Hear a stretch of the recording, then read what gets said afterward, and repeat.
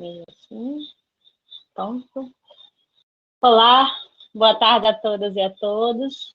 Eu sou Milena, membro da comissão organizadora, e é uma alegria estar aqui para apresentar esta mesa. Sejam muito bem-vindas e bem-vindos ao primeiro seminário em rede da UFSB, que ocorre até o dia 14 de agosto, na sexta-feira, durante todo o dia, com início de mesas às 10, às 14 e 16 horas, e com as conferências sempre às 19 horas. Nós estamos já nesse terceiro dia, e este é um evento idealizado pela reitoria e organizado pela Progeac, em parceria com a Protic, a Proex, a Proaf, a ProPPG, com o apoio da Propa e da ACS, tendo a participação das unidades acadêmicas, da Assessoria Especial de Ensino e Tecnologia, da Comissão de Ética dos Servidores e das representações estudantil dos técnicos em educação, na organização da programação. E é transmitido pela equipe da Protic, Rodrigo Bittar, Cleibson Ítalo, a quem nós, da comissão organizadora, agradecemos muitíssimo.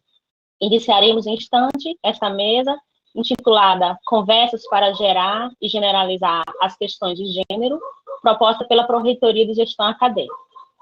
As pessoas que quiserem fazer perguntas devem fazê-lo através do chat do YouTube, que elas serão repassadas pela mediadora e enviadas às convidadas, que responderão essas perguntas após as suas falas. Não esqueça de assinar a lista de frequência, cujo link vocês encontram na descrição aí abaixo do YouTube. E essa mesa será mediada por Lívia Goza Costa, coordenadora de práticas educativas da Diretoria de Ensino e Aprendizagem da Progeac. E não esqueça também de acessar os videoposts e as intervenções artísticas disponíveis na página do evento. Tem muita coisa interessante, muito boa. E no final dessa mesa, nós teremos a intervenção artística Baiano Ondoiar, de Santox, estudantes da UFSB, que tem a duração de 5 minutinhos. Então, eu passo agora a palavra à Lívia, que fará a apresentação das convidadas e a mediação dessa mesa. Lívia, é com você. Eu gostaria de agradecer a Milena Magalhães, que é a diretora de ensino e aprendizagem da Progeac, e também a presidenta dessa comissão, da qual eu tenho muito orgulho de fazer parte, mas mais orgulho do que fazer parte da comissão organizadora desse evento, que está lindo. A gente está no terceiro dia de evento, ter a oportunidade e o prazer de estar aqui mediando essa mesa com essas duas mulheres potentes, e fortes, e que têm em comum, apesar de ainda não se conhecerem, é a primeira vez que elas participam de um evento juntas, e eu soube disso, a paixão pelas mulheres. Ambas têm as mulheres enquanto um elemento de união, ambas amam falar das mulheres, amam estudar as mulheres, sentem a pulsão de ser mulher nas suas vidas, e falar das mulheres sendo mulher é muito melhor, é muito gostoso. Então, para mim é uma honra estar aqui, junto com a Natália Borges Polesso e com a Joana Maria Pedro, que é uma referência pessoal, nos meus estudos de História, na minha graduação de História, no meu TCC, na minha dissertação de mestrado. Eu usei gênero enquanto categoria de análise histórica, e usei muito as suas referências, professora. Então, para mim é uma honra estar aqui mediando essa mesa com a tua participação. E com a Natália também, que eu tive o prazer e a emoção de ler Amora, que é um dos seus livros. Vou fazer uma breve apresentação das nossas convidadas, começando pela professora Joana Maria Pedro, que é pesquisadora do Instituto de Estudos de Gênero e do Laboratório de Estudos de Gênero e História. Ela tem doutorado em História Social pela USP e possui PhD pela Université d'Avignon, na França, e também na Brown University, nos Estados Unidos. Ela está como professora permanente do programa de pós-graduação em História e do programa de pós-graduação interdisciplinar em Ciências Humanas na Federal de Santa Catarina. Ela é organizadora e autora de dezenas de livros, tendo como temática gênero, história das mulheres e feminismo.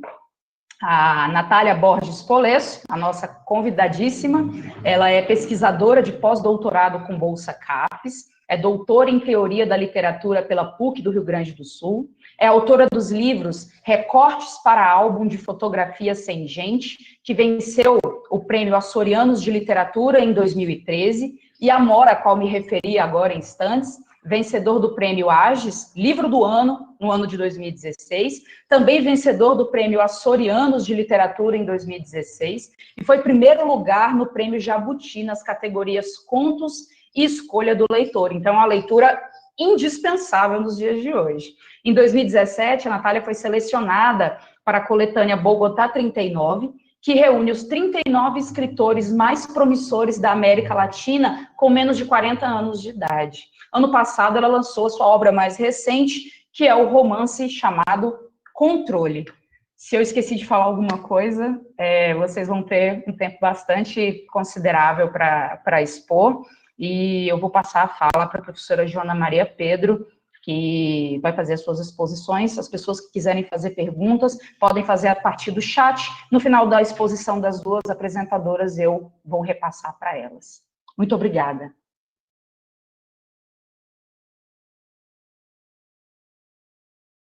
Professora, a senhora ativa só o seu microfone, por gentileza. Obrigada. Boa tarde, então, obrigada. Eu quero agradecer o convite, a alegria. Obrigada, Lívia, obrigada à equipe que me convidou e muito feliz de encontrar Natália Borges Polesso, que queria lhe dizer que nós conhecemos um pouco do seu trabalho. Nós, quando eu digo nós, é o Laboratório de Estudos de Gênero e História, que quando não tinha pandemia, a gente de vez em quando fazia uma espécie assim de um sarau, e um dos seus trabalhos, Amora, por exemplo, foi lido trechos por um dos nossos participantes do laboratório, num desses saraus. Então, você já é uma pessoa conhecida do grupo de estudos de gênero, do Laboratório de Estudos de Gênero e História da Federal de Santa Catarina, só para você saber. Então, eu estou muito feliz de estar aqui. Eu quero dizer que eu preparei um texto. Eu vou falar em 6 coisas. Me disseram que a gente tem 40 minutos, eu prometo não incomodar demais. Eu vou falar de contexto. De onde é que eu falo, para começar? Eu sou historiadora, né? Historiadora e outras coisas que a gente já sabe, branca, classe média, acadêmica, por enquanto hétero ainda, do sul do Brasil, né? Tudo isso que é do lugar, claro, com todas as minhas limitações.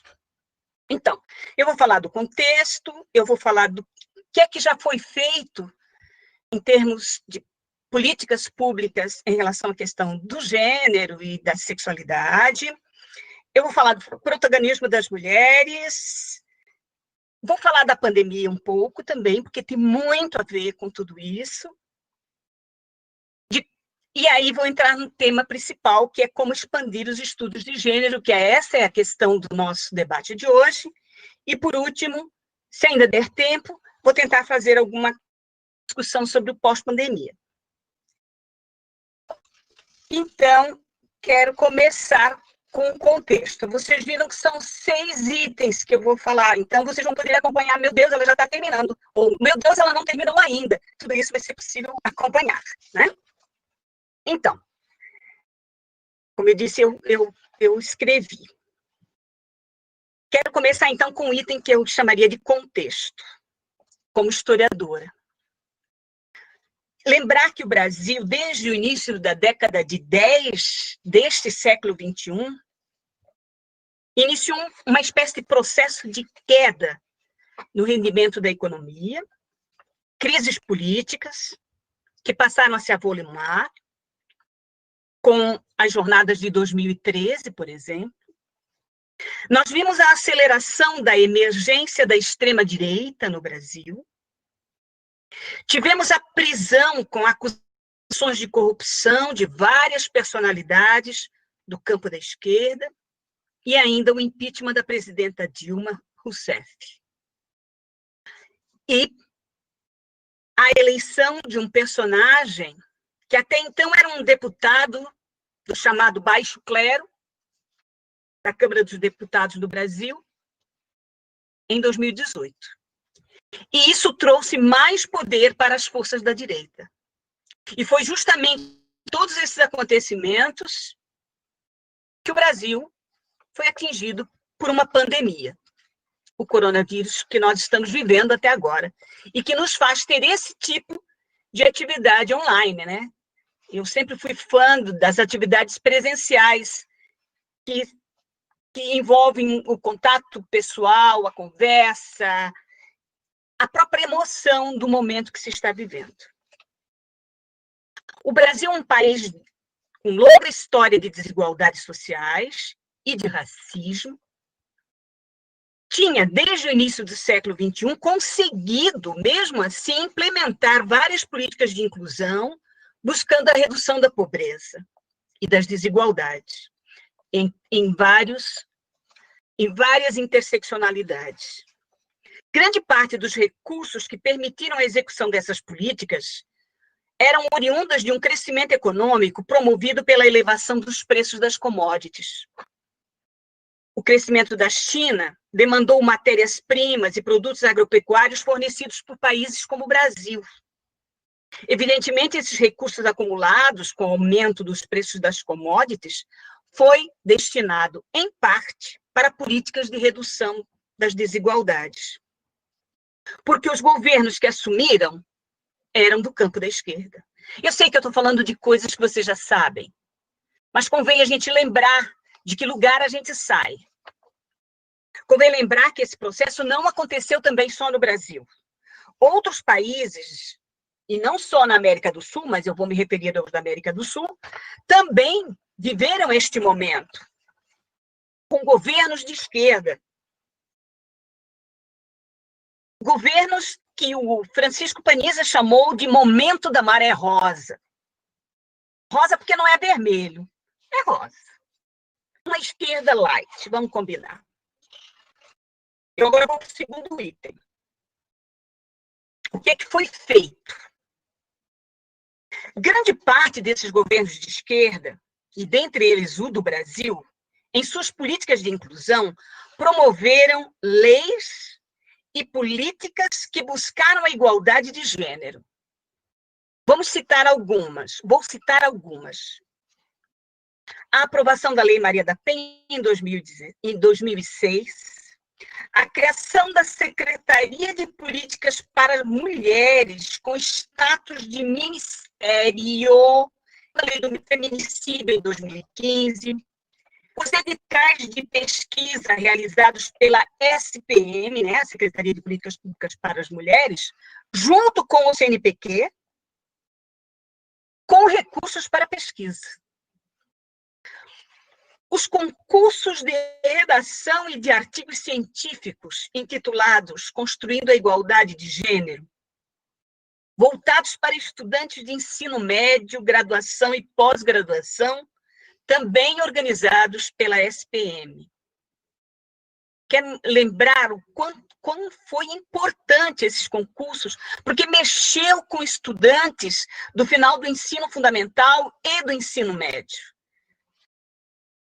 As atuações da SECADI, a Secretaria de Educação Continuada, Alfabetização, Diversidade e Inclusão, que apoiou cursos de gênero e diversidade na escola, formando especialistas e criando uma grande rede de conhecimento que fortaleceu as pesquisas sobre o feminismo, história das mulheres, relações de gênero e sexualidade.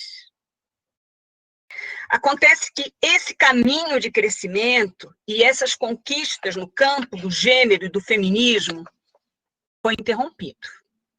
Como já sabemos, inicialmente pelo próprio impeachment da presidenta, a qual enfrentou, além da crise econômica e política, uma acirrada violência política de gênero.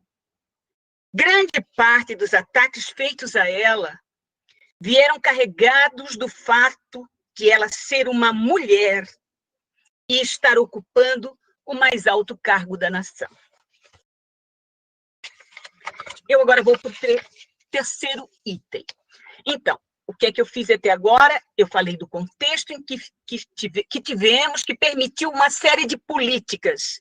Porque é bom a gente ter isso guardado, porque quando esse momento horrível passar, nós vamos precisar implementar essas coisas de novo. Porque estava dando certo. Vou para o item protagonismo das mulheres. É porque neste momento de pandemia, nós estamos vivendo um grande protagonismo das mulheres em suas casas, certamente. Mas a gente pode também ver isso em várias abordagens. Primeira, em primeiro lugar, nós precisamos render homenagem às feministas que nos antecederam e que abriram caminhos, derrubando barreiras para as mulheres. É sempre bom, sim, lembrar que muito foi feito, porque parece que é tudo tão natural e não é. Isso foram conquistas difíceis que foram acontecendo através do tempo. E é bom a gente lembrar que houve pessoas que se dedicaram a isso, houve mulheres que se dedicaram a isso. E, em segundo, devemos reconhecer que há continuidades de hierarquias, definições de tarefas que atribuem às mulheres os trabalhos domésticos e os cuidados como se fossem coisas naturais. O movimento de mulheres e feministas tem feito inúmeras reivindicações que algumas foram atendidas, outras não. Quero lembrar algumas. Foi reivindicado o direito de votar e ser eleita, de estudar em escolas e universidades, o direito de trabalhar e de receber pagamento pelo trabalho, já que por muito tempo o salário era pago ou ao pai ou ao marido, o direito de receber heranças, de gerir patrimônios, seja lá qual fosse, receber, ou pelo menos reivindicar receber salário igual por trabalho igual, não ser alvo de assédio e violação, ser testemunha em julgamentos, escolher o lugar de morada, decidir se quer e quantos e quando quer ter filhos. Esse ainda não, né? Não completamente. Por isso devemos sempre reverenciar as mulheres que nos antecederam, como eu já disse, na luta. Claro que muitos desses direitos ainda não foram alcançados. Em alguns países, as mulheres não têm o direito de dizer o nome. Vocês viram uma reportagem recentemente sobre isso, não é? De ter o nome, por exemplo, numa receita médica. As mulheres só têm nomes para a família. Fora da família, o nome delas não pode ser conhecido. Por outro lado, esta pandemia tem mostrado como algumas áreas são muito resistentes à presença de mulheres e que elas continuam sendo mais numerosas naquelas áreas que parecem ser uma extensão daquilo que se considera como feminilidade. É o caso das professoras, das enfermeiras, das médicas, das agentes de limpeza, das trabalhadoras domésticas. As mulheres representam 70%, por exemplo, das pessoas que trabalham na área da saúde em todo o mundo. Essas profissões costumam ser associadas ao cuidado com outras pessoas. E se tornaram imprescindíveis nessa pandemia. No Brasil, essas profissionais da saúde são as mais atingidas pela contaminação e pela morte por coronavírus. Em relação aos demais países, o número de mortes entre as pessoas da enfermagem é superior no Brasil. O Brasil é superior em morte de pessoas que trabalham na área da saúde, por conta do coronavírus. Por conta de falta de equipamentos, de proteção, de treinamento para lidar com a doença, que faz com que a taxa de letalidade seja de 2,36% no Brasil. Claro que a maioria dessas pessoas contaminadas e mortas na área da saúde são mulheres. representando 65,38% dos falecimentos. Há ainda a questão das trabalhadoras domésticas. No Brasil, apesar de tantos anos de feminismo, temos pouco avanço na divisão de tarefas domésticas. O serviço doméstico é mal pago e desqualificado. Certamente uma herança de tantos anos de escravidão. Por ser mais barato, muitas mulheres de camadas médias conseguem transferir para outras mulheres tarefas domésticas que deveriam ser divididas com todas as pessoas que fazem parte da família. A presença da empregada doméstica reduz conflitos familiares e perpetua a divisão desequilibrada dos trabalhos gratuitos feitos na casa. Assim, continuam sendo as mulheres, sejam elas esposas, mães, filhas, irmãs, ou ainda faxineiras, empregadas domésticas, cuidadoras, as que se encarregam de atividades imprescindíveis à sobrevivência e ao cuidado. Os homens continuam sendo poupados desse trabalho, seja ele gratuito ou remunerado. E nesta pandemia, esta situação não tem mudado, não. Com a pandemia, de acordo com o relatório da SOF, a Sempre Viva Organização Feminista, 50% das mulheres passaram a cuidar de alguém. 72% informaram que tiveram um sensível aumento de trabalho de atenção.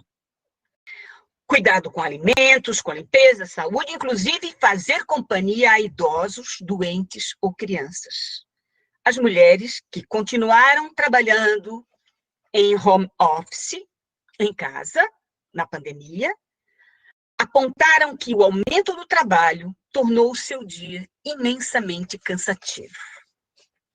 Esta pandemia, então, está mostrando a importância do cuidado e que estes são prioritariamente desempenhados por mulheres. Isso poderia levar-nos, no pós-pandemia, a valorizar mais a atuação das mulheres, mas a crise econômica que aparece no horizonte e que já está se manifestando no crescimento do desemprego, pode também acirrar ainda mais o preconceito e a discriminação, criando formas de excluir pessoas que não sejam homens, jovens, brancos, cristãos, cis, heterossexuais. A história do feminismo já nos mostrou como a crise, por exemplo, dos anos 30, representou retrocesso no direito das mulheres. E isso foi muito bem retratado por Kate Millett em Política Sexual. Claro que não repetiremos a história, não necessariamente o que já aconteceu. Além disso, está em aberto. Vai depender do que a gente está fazendo hoje, das lutas que estamos dispostas a levar adiante. Eu estou no item 4, um vírus que não é democrático. O vírus realmente não é democrático, há quem diga que é. Ele tem gênero, classe, idade, raça, etnia. Diferente do que se possa imaginar, quem tem morrido mais são homens. Ou melhor, pessoas que têm se descuidado e que precisam estar no espaço público, que não podem fazer distanciamento social, algumas que não têm grandes preocupações com a própria saúde. Outras consideram, por exemplo, que usar máscara não é coisa de homem. Interessante observar como há uma certa exibição de masculinidade que passa pela rejeição da máscara. O atual presidente, supostamente, eu digo supostamente porque isso foi uma notícia, chegou a afirmar que usar máscara, desculpem-me, mas dizem que ele disse que usar máscara era coisa de viado. E ele tem dado exemplo aparecendo em público sem máscara. Note-se que faz parte de uma certa noção de masculinidade não procurar médico, pois se considera que o homem de verdade não fica doente. E que quem precisa de medicina são as mulheres. As pessoas que lidam com a história do corpo das mulheres têm narrado como a medicina avançou sobre o corpo das mulheres. Essa referência de masculinidade tem resultado, então, no número maior de homens que têm adoecido e falecido. Dados têm mostrado que 70% das pessoas que se contaminam e que ficam gravemente enfermas e falecem são homens. Depende, evidentemente, da classe a que pertence, da raça, tudo isso, a interseccionalidade cria as várias nuances. As pessoas que têm poucas condições, que têm dificuldade para conseguir bons hospitais, equipamentos capazes de garantir a recuperação, correm mais risco.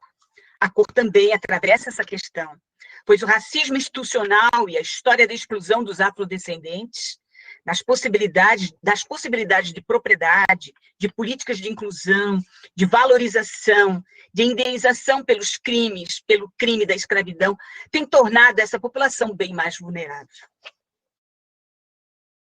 Entre as pessoas que têm saído de casa e que não podem ficar em isolamento e fazer distanciamento social, estão as empregadas domésticas. No Brasil, tem, em geral, essas mulheres, primeiro, são mulheres.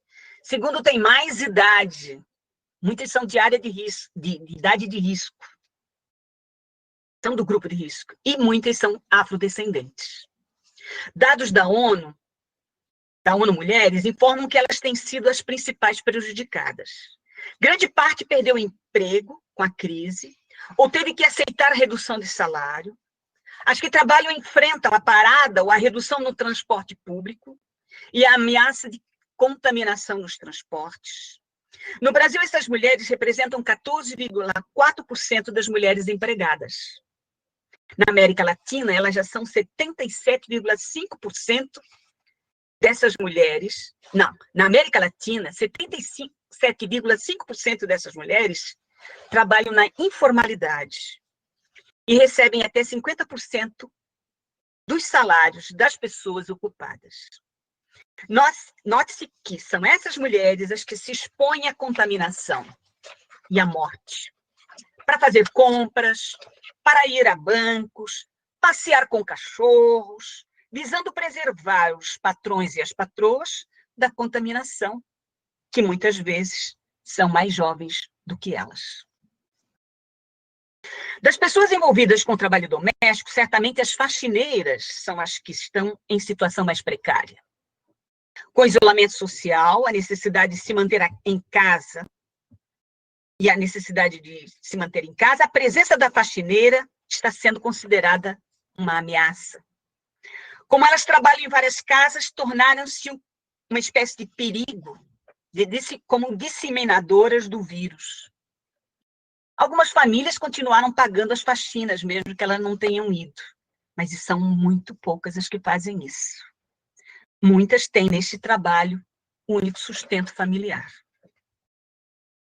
Outra questão a se levar em conta é que, com a suspensão das aulas presenciais, os filhos estão ficando em casa e as avós são chamadas a cuidar dos netos, para que as mulheres que continuam trabalhando fora, apesar da pandemia, possam manter o emprego.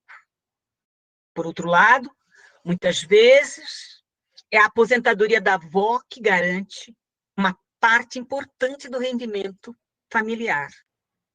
A contaminação dessas idosas pelo vírus trazido para casa pelas mulheres ou homens que continuam trabalhando e fora de casa, e pelas crianças quando brincam com outras na rua. Lembro que residências mais precárias têm pouco espaço. Tem causado grande desespero a essas mulheres, tem trazido grande desespero. Lembro ainda uma outra questão, a da sexualidade. O isolamento das famílias tornou a vida de jovens solteiras e homossexuais, lésbicas, gays, um pesadelo. Conviver em famílias que não aceitam a homossexualidade torna a vida muito difícil. Antes da pandemia, havia muitos lugares para encontrar namorados, namoradas, companheiros, companheiras, enfim, lugares de pegação. Com a pandemia, tornou-se quase impossível sair de casa. Por isso tem sido muito comum a expulsão de casa destas jovens. As famílias rejeitam sua homossexualidade e temem também que tragam o vírus para dentro de casa nas suas saídas para namorar ou conhecer pessoas. A saída do armário, em tempos de pandemia, se tornou mais difícil ainda. Levando tudo isso em consideração, podemos dizer que sim, o vírus não é democrático. O adoecimento e a morte têm classe, raça, cor, idade, sexualidade e gênero. Bom, eu estou indo para o 5º já item. Vamos expandir os estudos de gênero. Como professoras e pesquisadores e professores, precisamos, antes de qualquer coisa, não ter medo. Ao discutir gênero e sexualidade, estamos proporcionando conhecimento e cidadania. Eu vou falar da história. Como professoras de história, podemos abordar estas questões de várias maneiras na sala de aula. Eu vou enumerar algumas. Dar historicidade para as masculinidades e feminilidades, mostrando que elas não são fixas, que elas são culturais e históricas. O que se exigia daquilo que se considera feminino no passado não é o que se exige hoje, a mesma coisa em relação ao masculino. Mostrar que tanto as mulheres quanto os homens, tanto eles quanto elas perdem com as definições de gênero rígidas e com as hierarquias que são estabelecidas. Dar visibilidade às mulheres na história, apontando as diferentes formas de vida, dependendo da raça, da classe, da cultura. Apontar a especificidade de ser escravizada no Brasil, e de como os padrões de feminilidade não valiam para estas mulheres. Destacar as diferentes culturas dos nativos brasileiros e como suas relações de gênero lidam com a homossexualidade e com as pessoas trans, divergindo do que veio da Europa.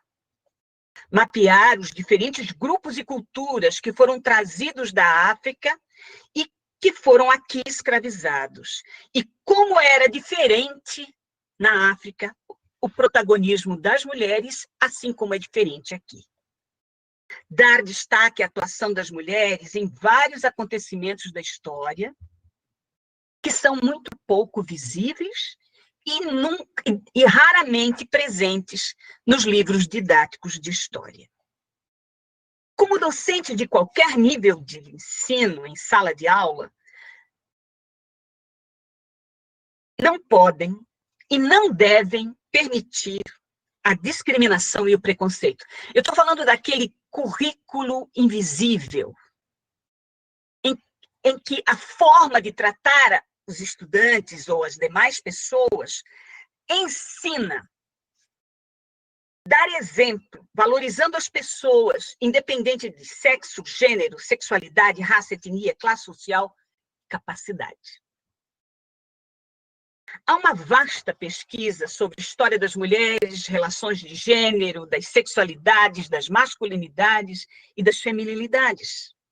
É importante trazer essas informações para a sala de aula, mesmo que o livro didático adotado não traga esse conteúdo. há muito material didático de qualidade na internet que pode ser usado e, se houver condições, estudantes, sob orientação docente, podem fazer pesquisa, ler materiais, discutir em sala de aula. Enfim, tornar este um assunto que precisa ser conhecido. Levar a sério esta temática. Pedir que leiam, estudem, cobrarem trabalhos e provas. É muito importante. Convém lembrar que o próprio Superior Tribunal Federal reconheceu que a questão de gênero e sexualidade é um assunto que deve, sim, ser discutido na escola. Essa é uma temática que, quando é desconhecida, retira das crianças e jovens as possibilidades de escolha, de decisão, enfim, de protagonismo. Jovens precisam aprender sobre sexo, e mesmo que digam que isso é algo que os pais devem ensinar, não é isso que acontece. Sobre esse assunto, costumam aprender com coleguinhas mais velhos, mais velhas, mais sabidos ou sabidas. O sexo, o desejo, o gênero, a sexualidade fazem parte da vida. Como dormir, como comer, como nascer, como morrer. É preciso dessacralizar o sexo e a sexualidade, torná-los um conhecimento corriqueiro, como estudar gramática, física, biologia, matemática, geografia, etc. A disciplina História é certamente uma das mais apropriadas para mostrar como esse conhecimento sobre o sexo e a sexualidade já foi alvo de desconfiança. Como mulheres e meninas foram afastadas propositadamente desse conhecimento e como, inclusive, deveriam fingir não saber quando sabiam. Meninos e homens, apesar de todas as mudanças, continuam sendo cobrados em coragem e, por isso, muitas vezes, morrem mais cedo. Ser homem é arriscado, porque se tem ensinado que não devem chorar ou mostrar fraqueza. A história nos ajuda a mostrar que as guerras, por exemplo, não atingem somente homens, e que as mulheres tiveram presença em diferentes situações, como civis, mas também como enfermeiras, como acompanhantes, como vivandeiras. Há muitos trabalhos sobre isso. A história aponta como as sexualidades dissidentes da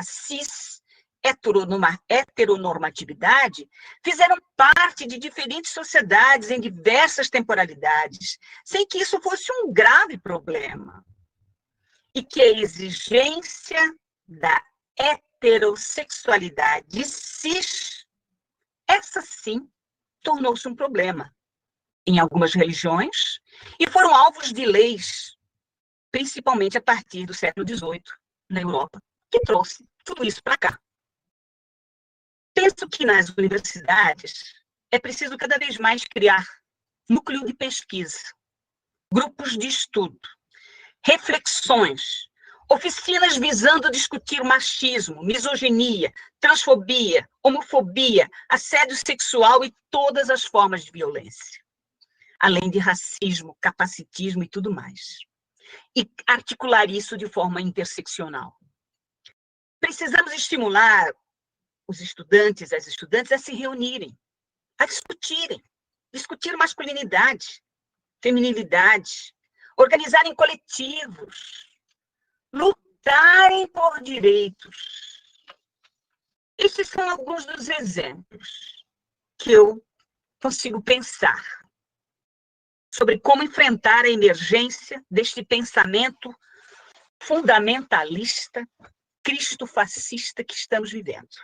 Reforço aqui que não podemos nos esconder nem deixar de falar das questões de gênero e sexualidade. Estas são questões da vida. E a disciplina História tem por objeto de estudo tudo que envolve a vida das pessoas. Historiadores do passado já nos lembravam, e eu vou dar aqui o exemplo do Marc Bloch, o seu trabalho Apologia da História, publicado em 1949, quando ele já dizia que já o bom historiador se parece com um ogro da lenda, onde fareja carne humana, sabe que ali está a sua caça. Então, lembremos que o gênero e a sexualidade fazem parte da carne humana. São, portanto, campos de estudo de quem pesquisa e ensina a história. Tudo isso que nós estamos vivendo nesse momento, esse momento conservador, com este fundamentalismo cristofascista, e ainda a pandemia, a crise econômica, faz com que a gente sinta muita insegurança sobre o que conseguiremos fazer. Então, estou indo para a conclusão. Como será o nosso pós-pandemia? Primeiro, acho que a gente precisa continuar lutando pelo que já foi conquistado. Segundo, lembrar que nós já fizemos coisas, que já conquistamos coisas e os métodos que foram utilizados. E exigir políticas públicas para a sua implementação. Mas também temos algumas tarefas. A emergência dessa onda da direita está nos ameaçando muito. E nós precisamos nos dedicar a questões não só de políticas públicas, como de questões culturais. Meninos e meninas precisam aprender a cuidar de uma casa, a cozinhar, lavar, passar roupa, consertar roupas, cuidar de crianças, cuidar de idosos e de doentes. Não é só meninas.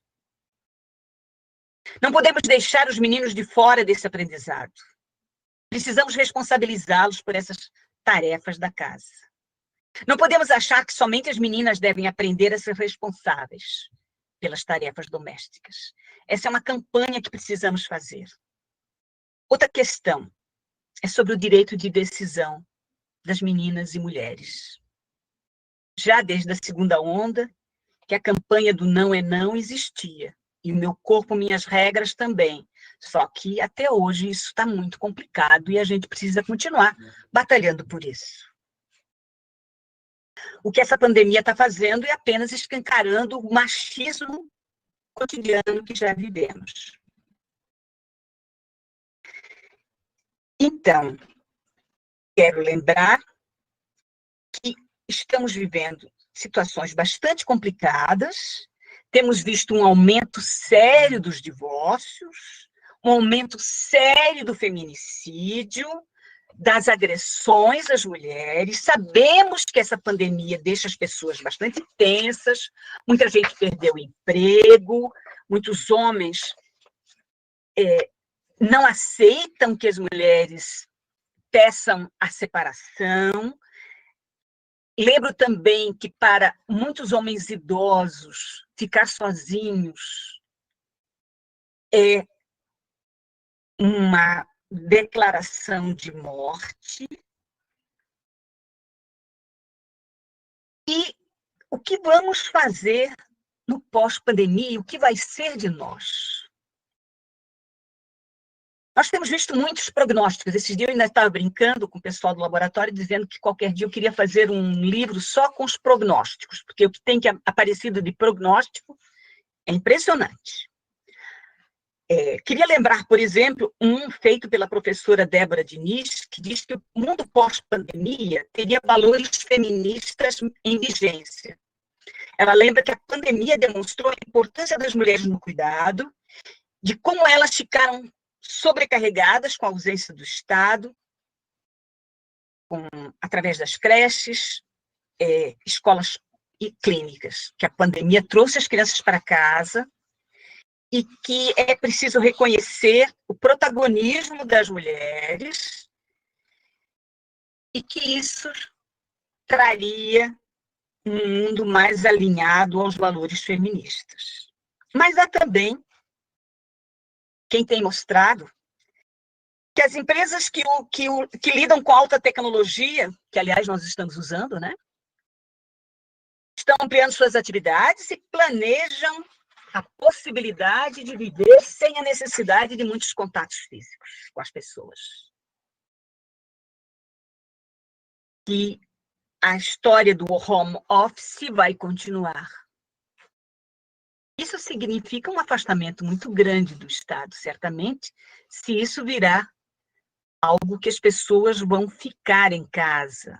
Isso vai ser um desastre para as mulheres se nós não conseguirmos mudar essa discussão que temos lutado há tanto tempo e até hoje a gente conseguiu mudar muito pouco, que é a divisão das tarefas. No horizonte ainda temos a crise econômica e certamente sérios problemas para a arrecadação do Estado e para o pagamento de políticas públicas. Mas, é claro, tudo isso vai depender do quanto nós somos capazes de brigar e de lutar. Sabemos que estamos fazendo história neste momento, construindo um futuro, que nada está definido. Eu tenho visto ultimamente muitas mulheres se candidatando. Precisamos de mais mulheres na política. Se querem saber o que precisamos fazer agora, precisamos eleger mulheres feministas. Mulheres negras, mulheres homossexuais, mulheres pobres, mulheres feministas. Precisamos de pessoas que tenham uma visão de Estado diferente desta que estamos vivendo. E pense que a sociedade precisa cuidar das pessoas, que o Estado tem esta obrigação e exigir isso. Quem sabe a Débora Diniz tem razão. Quem sabe as mulheres possam fazer leis e atuar para que a sobrevivência possa ser garantida, quem sabe, com renda mínima, que exija políticas públicas para que o cuidado não fique apenas nas costas tão cansadas das mulheres. Era isso que eu queria dizer. Obrigada.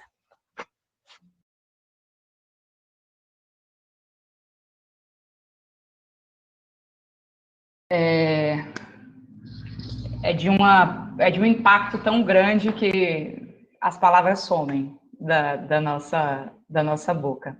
Agradecendo a fala da professora Joana, eu passo imediatamente a vez da fala para Natália Borges Polesso, que vai nos brindar a sua exposição neste momento.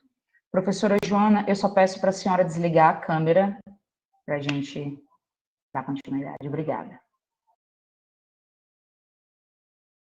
Obrigada, Lívia. Bom, olá a todos, todas e todes. Falar depois da professora Joana fica realmente bastante, eu não vou dizer difícil, porque depois de uma fala dessa, tudo que não é difícil, porque ela já apresenta um contexto, um lastro sobre o que eu quero partir daqui. E fico muito contente de estar nessa mesa junto com ela, porque é muito bom poder ouvi-la, professora. Está me ouvindo nos bastidores, né? Bom, eu também preparei uma fala que eu vou ler, e vocês já peço desculpas de antemão, porque eu sou horrível quando eu estou lendo os meus próprios textos, talvez porque eu não saiba pontuar direito, mas eu tentei fazer umas quebras para fazer mais sentido na hora da fala, tá? Então, eu vou retomar a leitura aqui, após esses cumprimentos a vocês. Bom, eu espero que todos vocês estejam saudáveis e em condições físicas e emocionais razoáveis, considerando o nosso contexto sanitário, político e social, né? Que eu acho que para a gente estar bem é pedir um pouco demais, né? Eu agradeço demais o convite da Universidade Federal do Sul da Bahia, especialmente a professora Milena, que entrou em contato comigo, E também cumprimento, obviamente, os meus colegas de mesa, como já disse, a professora Joana Maria Pedro e a Lívia Gosser, a nossa mediadora. Eu acho que todas essas iniciativas de manter os eventos de maneira virtual, remota, elas me alegram muito porque dão a chance para a gente ter esses encontros, né? E permitem que os nossos debates sigam acontecendo com a vantagem, se eu posso dizer assim, dos encontros, né? Apesar da desvantagem do deslocamento, da viagem e da ocupação dos espaços, né? Mas, enfim, que a gente ocupe aqui de outra maneira, momentaneamente, né? E é um pouco disso que eu quero falar hoje. Quando eu recebi o título dessa mesa, eu fiquei pensando em como é que eu poderia colaborar numa conversa para gerar e generalizar as questões de gênero. E me ocorreu que eu tenho feito e discutido isso nos últimos 8 anos, pelo menos, assim, se for pensar no que eu tenho feito de literatura e também de práticas, talvez não exatamente teóricas, mas como participante na literatura, né? Desde ser uma leitora mais consciente, de tentar ser uma leitora cada vez mais responsável, até tentar ser uma professora responsável. Desde onde eu me encontro nesse tempo e lugar, e desde um percurso que tenho empreendido para compreender algumas experiências que envolvem tanto a minha produção criativa quanto a minha produção teórica, e a produção criativa e teórica das minhas contemporâneas, e também para compreender todos os nossos deslocamentos e as nossas movências pelo mundo. Então, eu gostaria de começar aqui dizendo que estabelecer identidades não é algo simples. Eu vi que a professora Joana também começou assim, e eu acho isso muito importante, né? Por que não é algo simples, né? Quando nos espaços, as estruturas da opressão e do privilégio apresentam essa mobilidade, essa maleabilidade, isso não é uma tarefa fácil, né? Mas eu acho que ela é necessária. Porque isso significa que a tensão do campo sempre vai criar acordes mais ou menos dissonantes, né, para essas apresentações identitárias.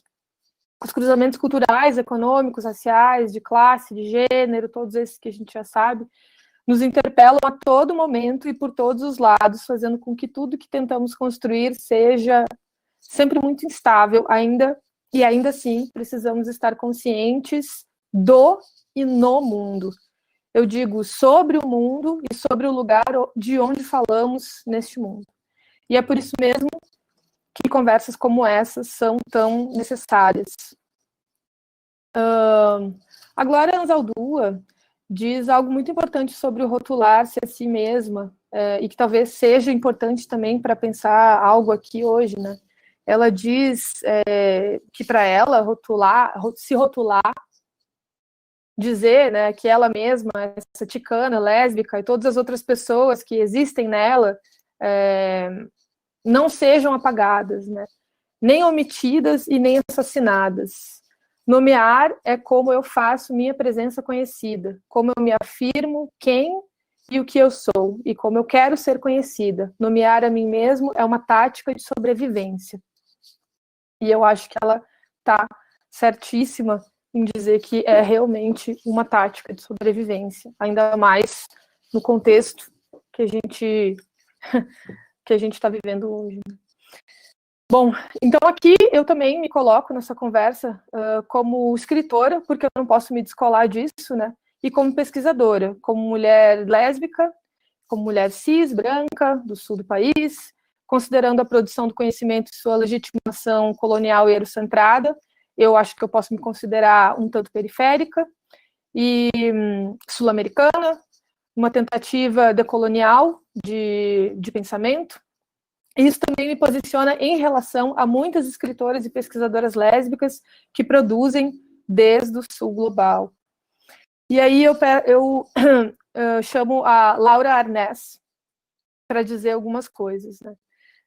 E considerando o percurso das ficções lésbicas desde o século XIX, a Laura Arnés, afirma que a entrada do século XXI tornou o panorama literário e o panorama social muito mais complexo.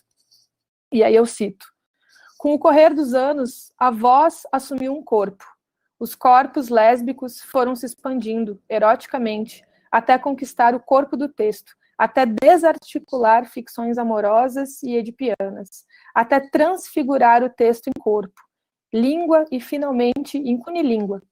Portanto, no século XXI, as ficções lésbicas já têm voz e corpo. O que resta agora é que se deixem guiar pelos afetos, que se apropriem dos espaços para desenhar paisagens e caminhos. E eu faço uma reconsideração sobre a citação da Laura Arnés, porque eu preciso pluralizar. Para mim, são vozes e corpos, e assim, paisagens e caminhos. As ficções lésbicas, diversas, distintas, possuem, sim, vozes e corpos plurais, e têm criado as mais impressionantes paisagens e cartografias. Considerando esses cruzamentos, eu proponho que as lesbianidades em literatura sejam pensadas via geografia, que é o que eu faço na minha pesquisa de pós-doutorado, que eu conduzo na Universidade de Caxias do Sul, cujo nome é Geografias Lésbicas, Gênero e Literatura. Eu penso nesse deslocamento teórico por alguns motivos, mas talvez o que tem me tomado mais, o mais importante, e que tem me gastado talvez o sono, seja o de evitar a utilização da palavra temática, que é uma coisa muito corrente, né? Temática LGBT, temática lésbicos, né? Eu pensei isso a partir de muitas coisas que me ocorreram por causa da minha trajetória com o Amora, né? Com esse livro que eu escrevi, que está fazendo 5 anos, logo mais, e que me possibilitou caminhos de aprendizagem muito bonitos, né? Mas eu explico. Eu explico depois. Podemos pensar que a ideia de temática se caracteriza pela tentativa de compreender um conjunto de elementos que cria certa unidade. E isso me entrega um problema conceitual. Pois o que seria, então, o que seriam essas coisas, né, que fazem parte do ser lésbica, que poderiam configurar uma universalidade, ou um grupo, ou algo que se universalize em torno de uma temática? O sexo, sua prática? E pensar assim não nos reduziria a uma perspectiva, talvez, sei lá, erotizante, das mais batidas, fetichizadas, e não excluiria outras imagens de lesbianidades, por exemplo, performada por mulheres trans ou por mulheres lésbicas sozinhas, que não estão em relação, por mães. Então eu pergunto, o que se entende por temática nesse contexto e o que se espera de uma produção literária quando associada a uma comunidade identitária? O que se caracteriza nesse sentido como sendo produção LGBTQIAP+. Porque para mim ser LGBTQIAP+, não é uma temática, é um estar no mundo. E não apenas uma forma de se relacionar com o outro necessariamente, mas um pensar-se no mundo, em primeiro lugar, e depois em relação a uma multiplicidade de gente, de lugares e de tempos.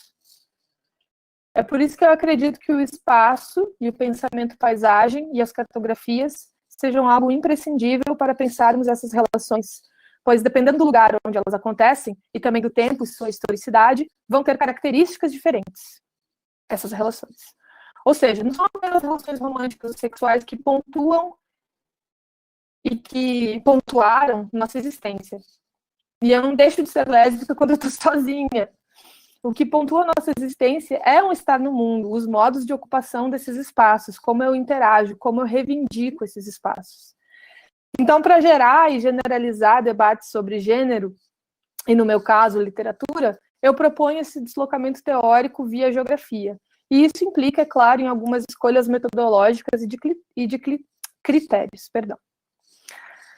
Abordar a literatura pelo viés da geografia literária e da geocrítica, as correntes teóricas que partilho, nos desonera de recortes pré-estabelecidos e nos proporciona pensar outros modos de compreensão das identidades e espacialidades no mundo, que não fundamentalmente ligadas ao tempo histórico, nem as correntes, nem a recortes temáticos redutores.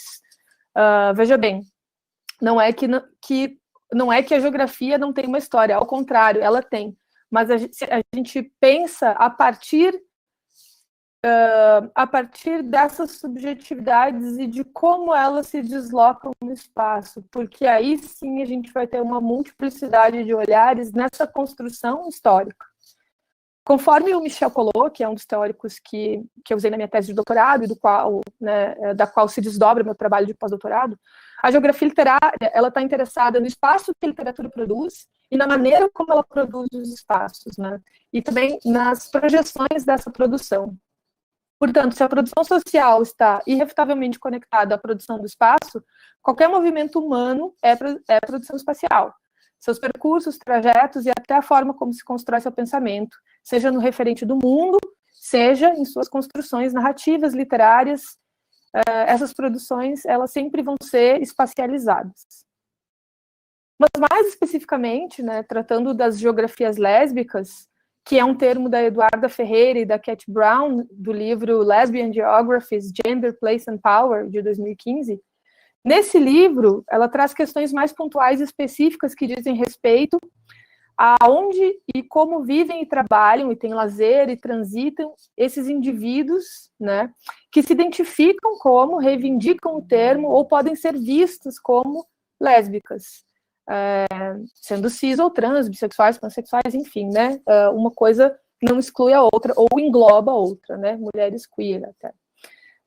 Ou então que dizem respeito a como essas pessoas se encontram em determinados lugares e também como elas negociam os lugares onde elas são ou não são bem-vindas, estão sujeitas a abusos ou não, e onde elas se sentem seguras ou inseguras, né? A professora Joana falava agora há pouco de uma questão que realmente tem sido um grande problema durante a pandemia, que é essas pessoas LGBT, especialmente as mais jovens, ocupando o espaço da casa, que muitas vezes é encarado como um espaço de segurança, e para elas isso não ser um espaço de segurança, né? Não ser mesmo um espaço de segurança. Eu falava agora, há uns dias atrás, com a Cleo, que é uma mulher aqui de Caxias do Sul, que coordena uma ONG LGBT, sobre os casos de pessoas que têm, pessoas LGBT, jovens, que têm procurado porque estão sendo expulsas de casa durante a pandemia, porque não tem para onde ir durante a pandemia, pelo fato de serem LGBT. Então, realmente, né, essa negociação dos espaços, ela vai ser diferente, né? E se a gente for pensar nas narrativas e como elas são produzidas, isso vai acontecer de uma maneira diferente nessas narrativas, né? Bom, ainda conforme o Collot, na literatura, essa geografia literária, né, ela opera em 2 níveis, e aí eu explico um pouco da minha pesquisa para vocês. Primeiro, digamos que a geografia literária se ocupa no mapeamento dos itens no mundo. E, em segundo, então, a geocrítica, ela se ocupa do mapeamento das referências espaciais ficcionais que os textos carregam. Então, para minha pesquisa, para a pesquisa que eu conduzo, os meus critérios no campo da geografia literária foram a localização de autoras no espaço real, ou seja, no mundo, né? Eu faço um levantamento nessa primeira parte do trabalho, um levantamento que eu tive que parar agora. Eu estou fazendo esse trabalho desde 2017. Eu comecei ele com 25 escritoras e agora eu tenho 551 escritoras. Eu tive que parar de recolher nomes, mas toda hora eu encontro um nome, mas eu preciso tabular os dados e eu preciso criar os gráficos, então eu não posso ficar adicionando mais mulheres por enquanto, então tem uma data agora desse período de 2 anos para contabilizar o que eu fiz nesse levantamento, né?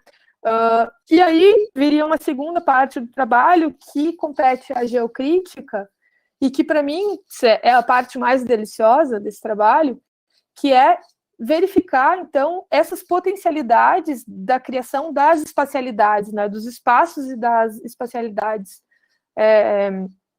que se encontram nesses textos narrativos, né, sejam narrativas ou sejam textos líricos, né, enfim, é um manancial, essa produção de escritoras, e eu encontro os mais diversos modos de narrar o mundo e de estar no mundo a partir desse olhar, né? E por que eu digo isso? Porque realmente os nossos espaços são outros, né? Mesmo que a gente divida o mesmo espaço, mesmo que a gente habite o mesmo espaço, o nosso estar no mundo é outro.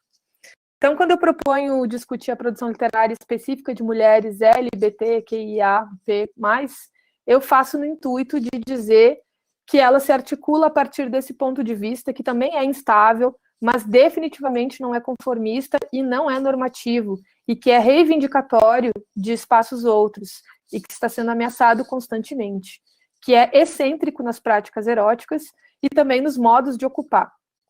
E justamente por isso ele se torna mais interessante. Eu penso que as implicações dessas escritas, desses corpos lésbicos espacializados, configurem, então, dessa maneira, o que a gente poderia chamar de literatura lésbica, ou então literatura lésbica com uma rasura sobre a palavra lésbica. E isso do ponto de vista político e do ponto de vista estético, mas jamais reduzido ao temático, jamais gravitando apenas o eixo da sexualidade descolada do mundo, de suas pessoas, de suas pressões e opressões. Somos pessoas completas a ocupar espaços por vezes hostis. São pessoas completas criando, reivindicando e reinventando espaços de afeto e de articulação. Para comentar, a rasura no termo lésbica vem de uma inquietação teórica minha mesmo, que se constrói paulatinamente e tenta propor alguma reflexão sobre o que o termo carrega de complexo em si, sem esquecer o que ele, por ser um termo eurocêntrico,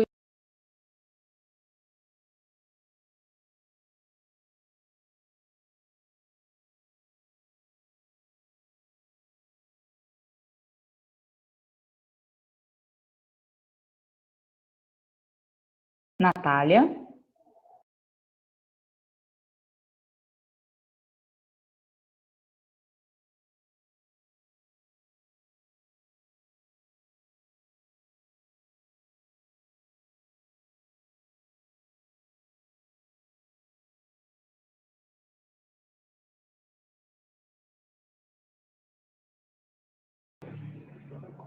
Natália? Eu acho que a Natália teve um probleminha de conexão. Ela está voltando aqui. Vamos aguardar só um instante. Acontece esses problemas de tecnologia. A internet dela, na verdade, a energia elétrica acabou na casa dela e ela está roteando do celular porque o modem desligou. Mas ela já está aqui, ela vai voltar. Natália, a gente só depende de você. Quando você puder, ligar a câmera e o microfone para continuar a sua explanação.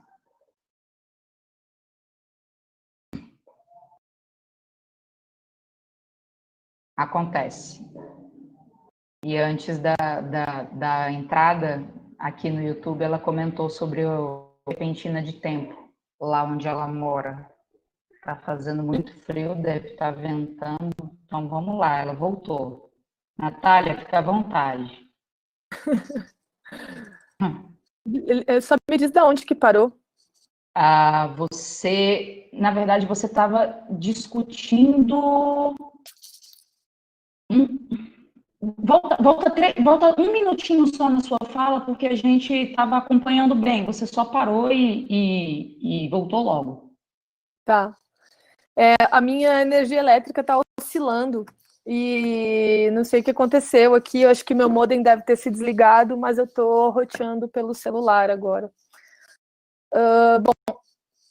Eu acho que eu vou continuar comentando da parte em que eu falo que, para mim, tem uma inquietação teórica que é pensar nesse termo, né? Porque eu escolho o uso do termo geografias lésbicas em função do conceito da Eduarda Ferreira e da Cat Brown no Lesbian Geographies.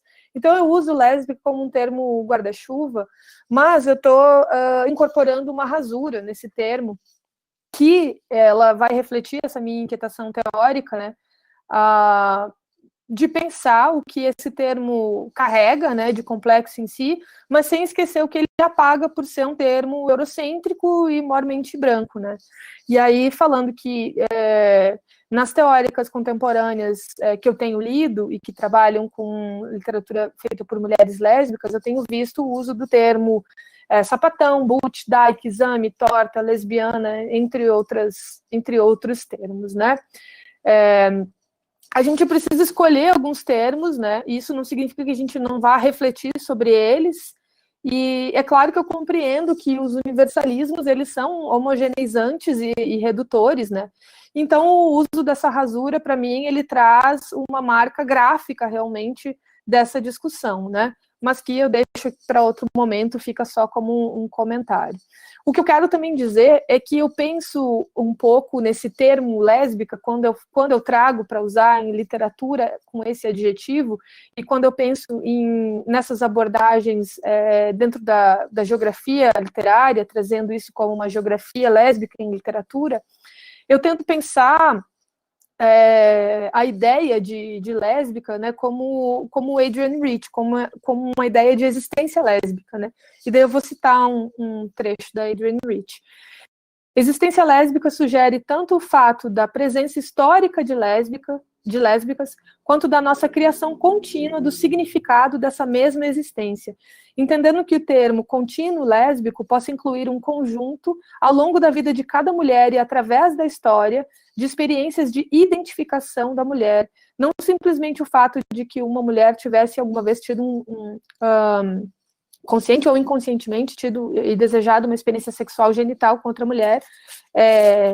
Se nós ampliarmos isso a fim de abarcar muito mais do que formas de intensidade primária entre mulheres, inclusive o compartilhamento de uma vida interior mais rica, um vínculo contra a tirania masculina, o dar e receber de apoio prático e político. A existência lésbica inclui tanto a ruptura de um tabu, quanto a rejeição de um modo compulsório de vida. E é também um ataque direto e indireto ao direito masculino de ter acesso às mulheres. Mas é muito mais do que isso, de fato, embora possamos começar a percebê-la como uma forma de exprimir a recusa ao patriarcado, um ato de resistência. Eu gosto muito dessa citação da Adrienne Rich.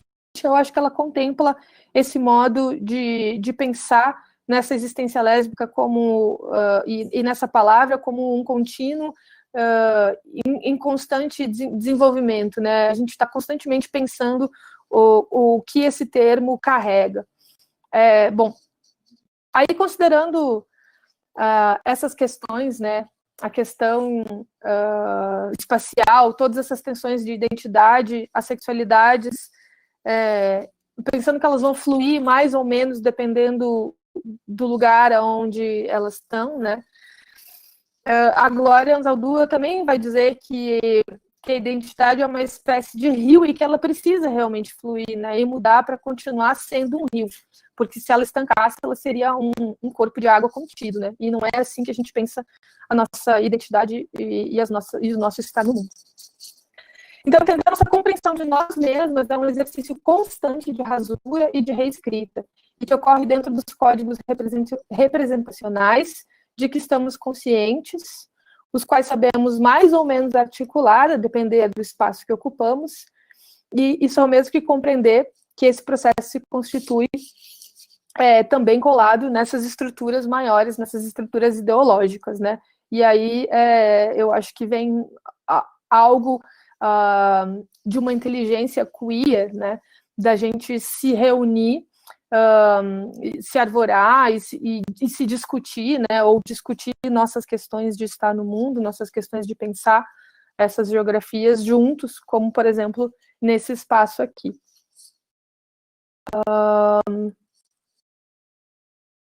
Bom, então, se essas produções que eu tenho visto, né, elas criam essas ficções e essas fricções que atualizam várias metáforas, né, e que propõem certa resistência à heterossexualidade e à heterossexunormatividade, a regulação dos corpos femininos e a homogeneização dos comportamentos, até mesmo dos comportamentos neurotípicos em mulheres, entre outras questões, e considerando o corpo lésbico, isso significa que, de algum modo, essa literatura produzida serve para erodir essas estruturas normativas, para rompê-las, para escová-las a contrapés.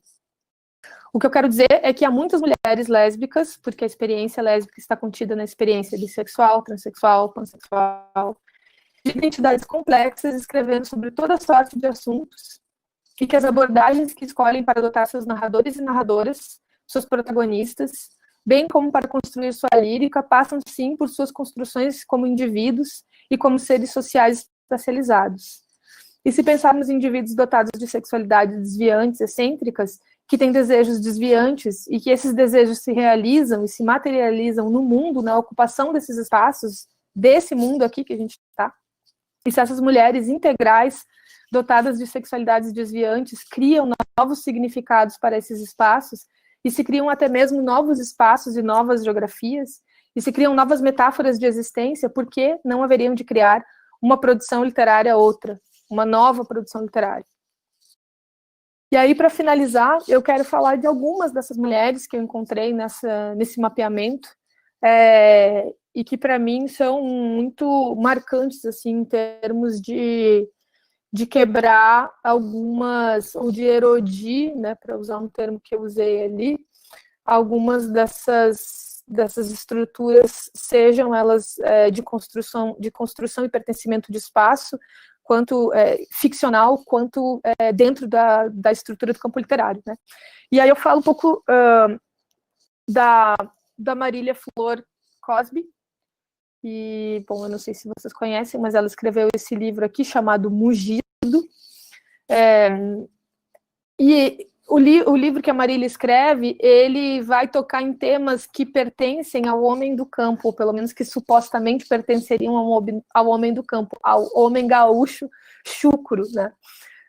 Mas a Marília, ela vai lá e dobra tudo isso, né? A Marília, inclusive, ela denomina a sua poesia como chucra, e ela faz vários paralelos entre mulheres e vacas, e inclusive o subtítulo desse livro é O Diário de uma Doula, né? Então, enfim, é um livro muito bonito, qual eu gosto muito. Outra mulher que, para mim, é uma dessas que dobra o sistema literário como a gente conhece, é a Luciane Aparecida. Ela vai trazer temas que versam sobre o ser mulher no mundo, no pequeno do mundo e no grande do mundo, e não é um qualquer ser mulher, é um ser mulher sempre contra um patriarcado, né, ser mulher contra a violência desse patriarcado, e ser mulher também com a violência desse patriarcado, desestabilizando as relações também de paternidade, e usando os próprios discursos de violência para um refazimento dessas personagens, né?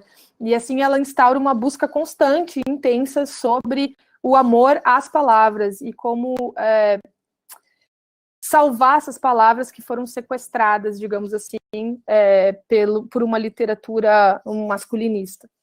Eu também gostaria de citar uma escritora que eu conheci o trabalho recentemente, que é a Monique Malcher.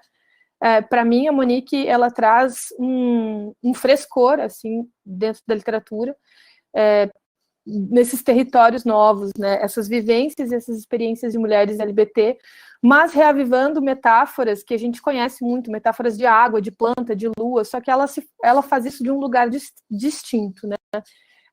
Como ela mesma coloca, são territórios que seus próprios pés desenharam, para citar uma frase dela mesmo. E ela faz esses trânsitos de uma urbanidade que é um pouco outra, assim, um traçado com um cheiro de norte, um traçado urbano que a gente não está muito acostumado a ver nessas literaturas quase pop, né? Outra pessoa que eu gostaria de citar e aqui eu vou fazer um pequeno pupurri mesmo, é a Tatiana Nascimento. Para mim, a Tatiana é um acontecimento dentro desse pensamento contemporâneo, né? Porque, além de ser uma grande poeta, uma compositora e uma cantora, a Tatiana também é uma teórica provocativa, muito freiriana, e que desestabiliza, tanto em termos de linguagem, quanto em termos de metodologia, e também no modo como ela... digamos assim, nos meios de difusão que ela usa para o seu pensamento teórico, né? Porque ela usa muito o Instagram, por exemplo, para fazer isso, né? Mas isso não significa que suas metáforas sejam menos elaboradas, ao contrário, eu acho que a Tatiana tem metáforas elaboradíssimas sobre corpos e sexualidades dissidentes e preto-centradas, né? Mas, além disso, ela também trabalha com a reformulação da própria linguagem. Então, a Tatiana, ela cria realmente um espaço que é fenomenal mesmo, é um fenômeno realmente dentro da literatura. Uma outra mulher que eu tenho acompanhado muito trabalho é a Diana Salu, que é uma quadrinista, artista visual. Ela tem um livro que se chama Cartas para Ninguém, e ali naquele livro ela cria um lugar possível de existência afetiva e de trânsito, eu acho que eu posso dizer teórico, poético, entre os quadrinhos, a poesia, uma espécie de romance epistolar, né? A Diana, ela vai criando esses espaços metafóricos e imagéticos de desertidão e abandono, mas que estão habitados por essa magnífica existência de ser quem ela é. Então, é alguém também que cria um espaço que eu tenho acompanhado muito. E, por último, e aí eu retomo para finalizar, eu queria citar a Cidinha da Silva, que também é uma artista múltipla, aliás, que ocupa não só um lugar de pensadora e de artista, mas de teórica também, e de editora e de livreira, e que tem um olhar atento também para as formas de produção da literatura contemporânea e sua permanência, né? A Cidinha, desde desse lugar múltiplo, né, e livre também, eu acho que a Cidinha é muito livre para dar as suas opiniões e para construir a sua literatura e a sua teoria, né? E ela realmente construiu isso para si, né? Ela faz, dentro das crônicas e da teoria, ela é capaz de falar sobre os mais diversos aspectos do contemporâneo, né? E outro dia, a Cidinha me perguntava, né, num outro debate, sobre essa ideia realmente de temática, e comparava um pouco com a ideia de recorte racial, e de como essas duas coisas elas podem ser armadilhas para nós pesquisadoras e também para nós escritoras, né? E depois eu me lembrei de um texto dela, e eu vou citar depois, em que ela menciona a história do tigre, do Wally Shunka, eu acho, um autor que é prêmio Nobel, referindo que o tigre não observa nem proclama a sua tigritude, né? Que quando ele está em perigo, o tigre simplesmente ataca, né? O tigre está nessa posição, né? E a Cidinha usa essa metáfora para pensar sobre como o sistema racista coloca na mesma prateleira e trata como categoria monolítica a mulher negra na literatura, né? Sendo que a mulher negra é um grupo amplo e diverso, né? Uma categoria muito ampla e diversa de autora, né? E aí eu vou citar o que a Cidinha diz nesse texto dela. O sistema racista vale-se do expediente de agrupamento com o objetivo de dizer que somos a mesma coisa e por isso podemos ser colocadas na mesma prateleira e tratadas como bloco monolítico, mulher negra. Em atitude complementar, existe uma forte tendência de um conjunto de mulheres negras escritoras de se apresentarem coletivamente como estratégia de proteção e fortalecimento.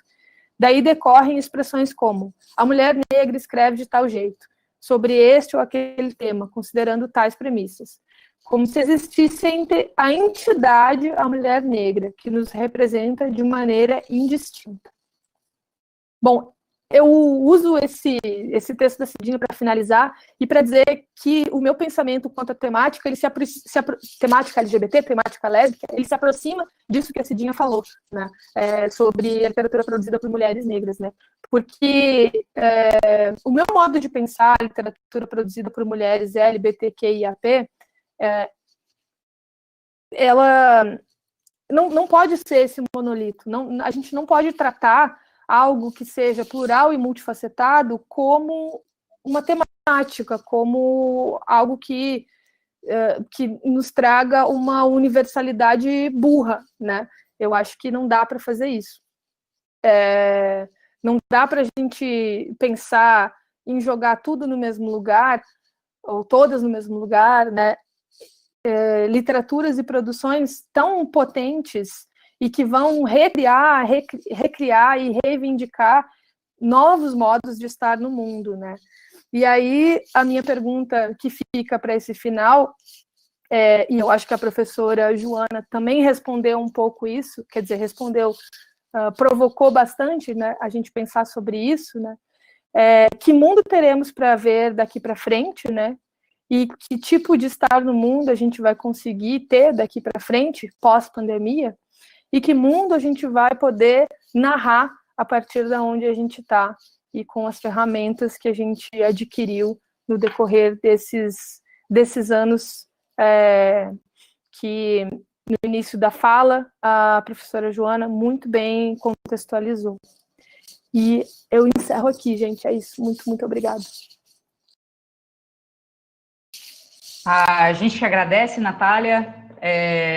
Uma fala dessa só faz a gente querer cada vez mais lutar e reivindicar essa representatividade, né? A gente precisa falar da gente, a gente precisa falar de nós, é isso que é essencial. A professora Joana já está aparecendo aí na imagem, nós tivemos muita interação no chat, as pessoas realmente impactadas com a exposição das nossas convidadas. Tivemos algumas perguntas, mas antes de colocar as perguntas para jogo, eu gostaria de fazer a leitura de alguns comentários, né?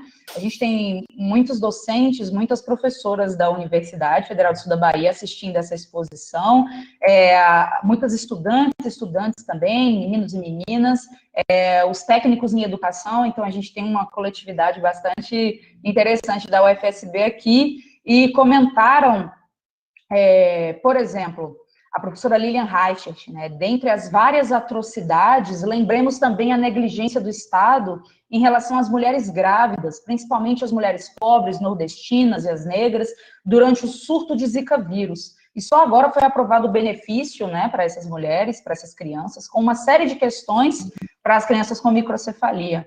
A professora Fran, quanta potência a fala da professora Joana Maria Pedro, que maravilha. A Maria Inês, que é assistente social aqui da UFSB, dados do Reino Unido mostram que a produção acadêmica de mulheres caiu, enquanto a de homens cresceu durante a pandemia. Provavelmente que isso esteja acontecendo aqui no Brasil também, né? A gente tem uma pergunta, para a professora Joana Maria Pedro: como a senhora entende a importância histórica e os possíveis reflexos do movimento Ele Não, que levou tantas mulheres às ruas? Tem alguns desdobramentos visíveis. Eu vou fazer um bloco de questões, e aí a gente tem meia hora, a gente tem bastante tempo ainda para discutir. Então, essa foi uma questão. Uma segunda questão, feita pela professora Lilian Reichert: como chegarmos nas mulheres pobres com informações relevantes sobre direitos, se prevalecem valores conservadores e religiosos que muitas vezes impedem o diálogo, ou mesmo causam situações desagradáveis e perigosas para elas em seus lares e grupos sociais. E uma última questão, para fechar esse bloco, a Gabriela Souza pergunta, né, a Simone de Beauvoir, em O Segundo Sexo, faz o seguinte questionamento: o que a humanidade fez da fêmea humana? E na tentativa de responder esse e tantos outros, ela faz uma trajetória do papel da mulher ao longo das sociedades. Isso me causou, eu estou lendo pela Gabriela, né? Isso me causou muita angústia por observar que mesmo com tantos avanços, nós ainda estamos muito longe de uma sociedade minimamente ideal para a gente.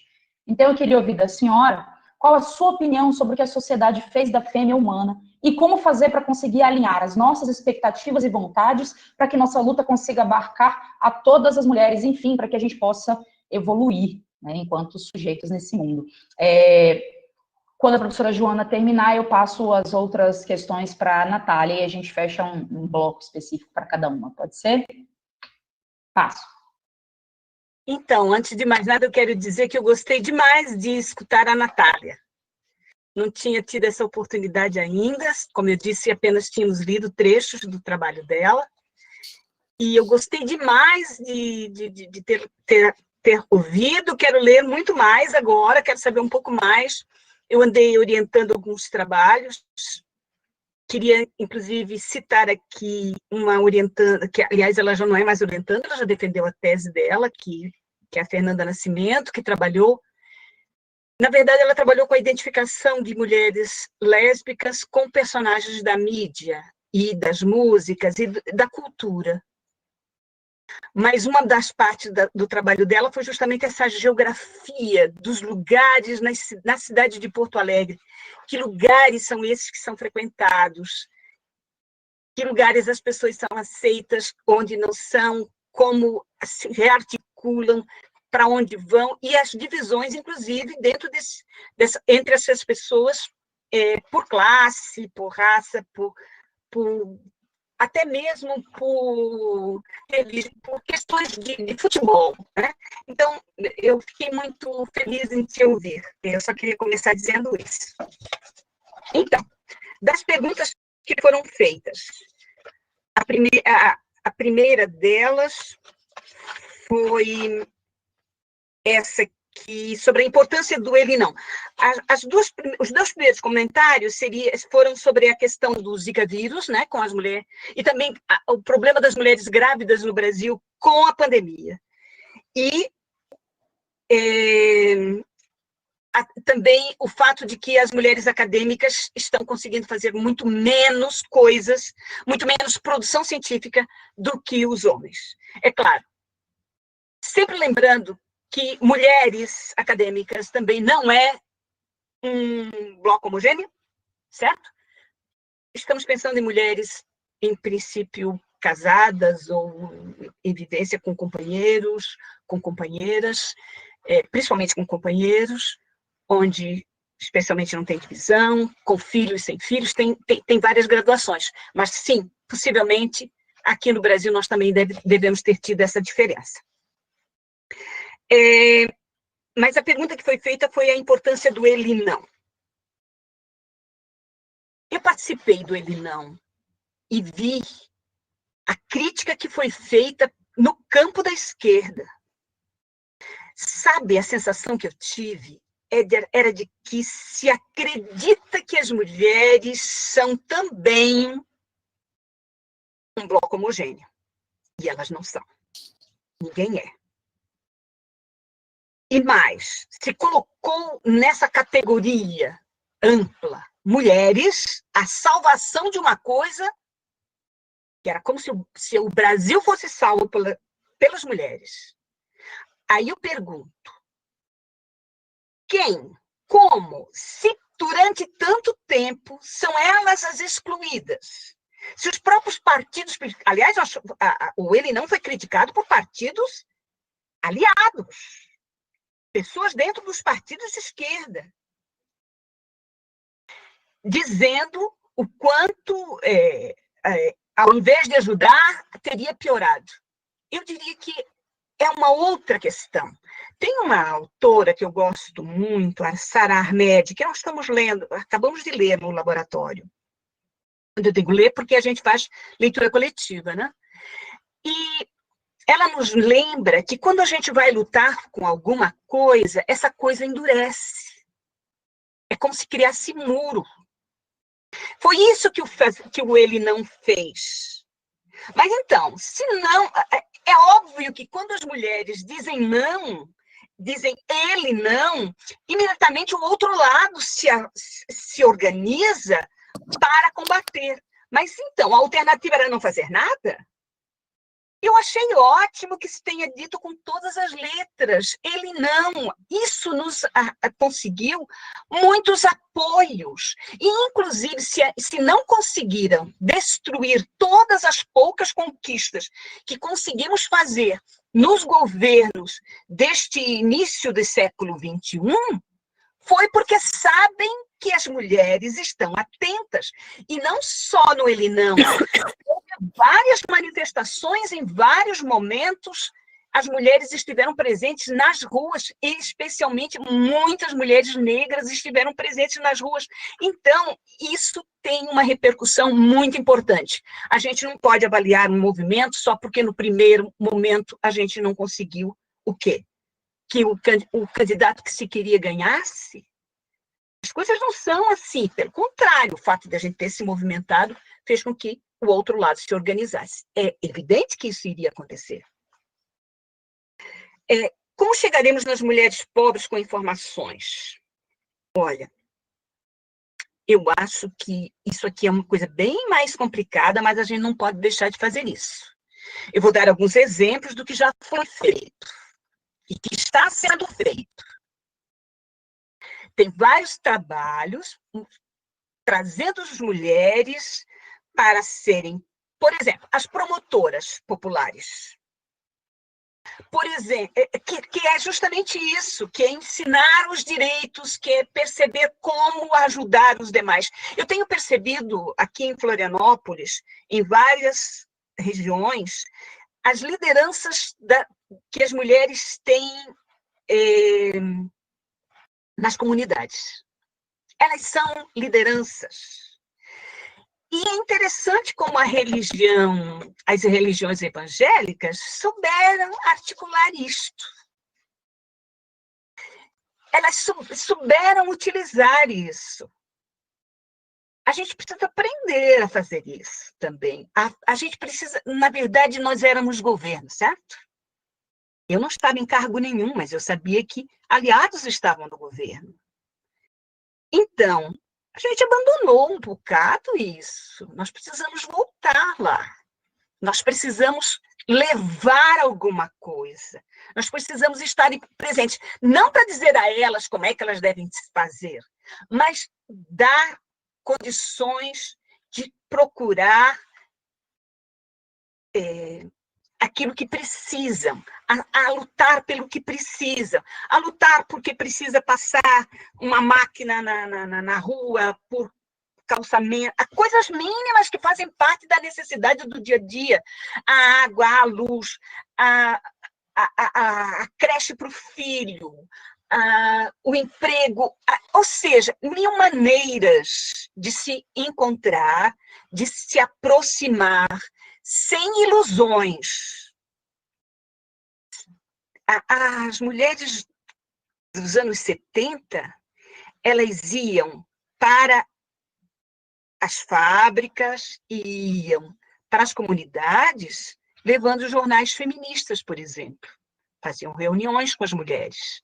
Os grupos de mães, elas frequentavam. Está na hora da gente voltar para esses lugares. E eu acho que esse projeto, como esse das procuradoras, como esse que levam saúde, que levam informações, é preciso a gente retornar. Perguntaram sobre a Simone de Beauvoir, de que ela teria discutido de como o que a humanidade fez da fêmea humana. Pois é. De que cultura você está falando? É bom a gente perguntar. A fêmea humana, ela não é também uma homogeneidade. As culturas são muito diversas. Uma coisa é a cultura que a Europa levou para a América, levou para a África, levou para a Ásia, levou para a China, levou para diferentes lugares do mundo. Outra coisa são as culturas locais, um pouco mais, um pouco menos, essas relações de gênero. Por isso que a ideia de relações de gênero é importante. Elas não são iguais, elas não têm os mesmos sentidos. Então, quando a Simone pergunta o que a humanidade fez da fêmea humana, ela está se referindo muito mais às mulheres europeias, sobre a qual ela está falando. É bom a gente lembrar disso. E perceber, e aí agora eu vou citar a Simone de Beauvoir, que nesta nossa sociedade ocidentalizada, europeizada, nós temos lutado por conquista de direito e estamos o tempo todo sob ameaça de perdas. Isso não... As feministas, as historiadoras feministas já mostraram em várias ocasiões. Está na hora de terminar, não é? Então, e por último, como é que a gente se junta para a luta? Eu quero de novo... Eu estou batendo numa tecla só, eu sei, mas eu quero só lembrar que as mulheres são diversas. De novo. Então, em alguns momentos, em algumas lutas, nós vamos nos juntar. Nesse momento, por exemplo, falar de violência contra as mulheres junta muita gente, inclusive as mais conservadoras, porque elas também têm filhas. Elas também não querem que os companheiros matem suas filhas, certo? Junta as evangélicas, junta até os fundamentalistas. Eu quero só lembrar que tem algumas coisas que dá para juntar. E tem outras coisas que não dá, que as coisas levam um pouco mais de tempo. Então, como é que a gente junta para lutar? A gente junta para lutar aquilo que neste momento a gente consegue e continua o trabalho para ir juntando mais gente em outras lutas que a gente quer levar. Eu paro por aqui, porque eu sei que já extrapolei o tempo. Tá ótimo. Maravilhosa. Natália, tá por aí? Vou passar agora o bloco de questões. A primeira questão, Natália, da professora Milena Magalhães, ela pergunta como é o teu processo de elaboração das personagens dos teus livros, né? Como é esse movimento de criar essas personagens, essas mulheres tão fortes das quais você fala, e em momentos tão diferentes, né? E aí eu faço uma complementação vindo a partir da leitura do teu livro Amora, porque você fala da experiência das mulheres, das várias mulheres que você fala no teu texto, em momentos diferentes da vida dela, né? Não é só na parte do sexo, do beijo, mas fala da descoberta, fala da separação, fala da morte, né, das experiências das mulheres nos vários momentos da vida dela. Então, como é esse processo de elaboração das personagens? Segundo, como lidar, da pergunta do Flávio, como lidar com os discursos machistas e misóginos ao levar as discussões de gênero e diversidade sexual para a sala de aula, e aí a gente coloca a literatura, né, nessa discussão, porque a literatura ela vai para a sala de aula, ela é discutida, ela é objeto de interesse nas escolas e obrigatório nas escolas. E uma pergunta minha, qual o papel da literatura para o rompimento do fetiche da mulher lésbica que ainda permeia, né, esse imaginário masculino, já que, né, as mulheres são o principal objeto da sua análise. A gente tem 10, 12 minutinhos para análise. Passo. Estava anotando aqui. Desculpa, pessoal, é que eu estou roteando a internet do meu celular e meu celular acabou a bateria, eu tive que colocar ele na tomada. Mas, enfim, eu vou responder a pergunta da professora Milena, eu acho que foi, né, junto com a da Lívia, né, que é, então, como eu elaboro as minhas personagens e qual o papel da literatura para romper, então, essas representações mais fetichizadas, né, e porque eu respondo junto porque, para mim, essas questões estão conectadas, né. E justamente isso, né? Como eu quero fugir dessas ideias de temática, como eu quis fazer isso, pelo menos com a Amora, e como eu tomei isso como plano, como projeto de literatura dentro do que eu escrevo. Tem uma coisa que, para mim, eu conversava com o Samir Machado de Machado, que é um escritor que também é gay e tal. E aí a gente estava conversando, e ele disse que desde uma determinada data ele decidiu que nos livros dele sempre teria um protagonista gay, né? E eu falei que a partir do Amora, e no meu primeiro livro também essa questão da lesbianidade, ela está ali, mas como meu primeiro livro, ele é muito mais de construções mais líricas do que de personagens e histórias mesmo, narrativa, isso não aparece muito. Mas a partir do Amor eu faço essa escolha de que todas as minhas personagens, elas são lésbicas, todas as minhas protagonistas ou personagens principais do que eu faço, do que eu escrevo, elas são lésbicas. Se elas estão naquele momento, né, em relacionamentos, ou se elas estão em performances de sua sexualidade, ou como elas estão se apresentando identitariamente, se elas estão num momento de conflito, isso é outra questão. Mas tudo isso vai ser permeado pela decisão primeira de que todas as personagens são lésbicas, né? Isso, para mim, é um recurso tanto político quanto estético. E pensar a partir dessas personagens, pensar a partir... E por que é estético, né? Porque eu estou pensando isso a partir de um lugar, a partir de um estar no mundo. E eu digo de um que é o meu, mas que me faz...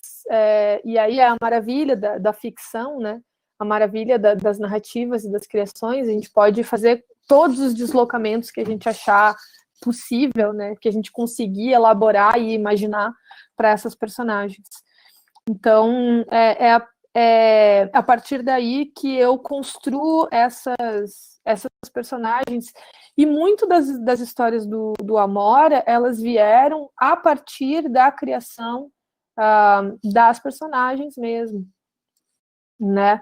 Porque eu queria, por exemplo, apresentar personagens velhas, em relacionamentos já de uma vida, e, por exemplo, assim, fugindo um pouco, né, dos estereótipos, né? E personagens crianças, porque, por exemplo, as infâncias queer, as infâncias LGBT, elas não são contabilizadas quase na literatura, nem as adolescências um pouco mais. Mas para o adolescente LGBT é bizarro, porque a gente meio que tem que viver uma em duplicidade, assim, né? E eu acho que isso melhorou com os anos, obviamente. Mas eu, que fui uma adolescente nos anos 90, eu vivia uma vida externa e uma vida na minha cabeça, uma vida tentando elaborar e mirabolar também quem eu era e como eu me apresentava para as pessoas, não mencionando questões de sexualidade, ou pelo menos, né, escondendo alguma parte delas, enquanto todos estavam fazendo isso, né? Ou pelo menos a gente achava que sim.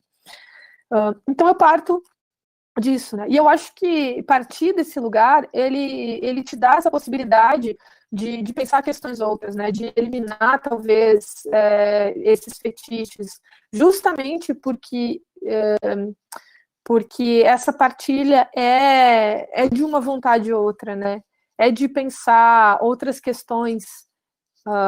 Se todas as minhas personagens são lésbicas, elas são lésbicas quando elas atravessam a rua, quando elas pagam uma conta, quando elas sentam numa cadeira, quando elas estão no almoço de família.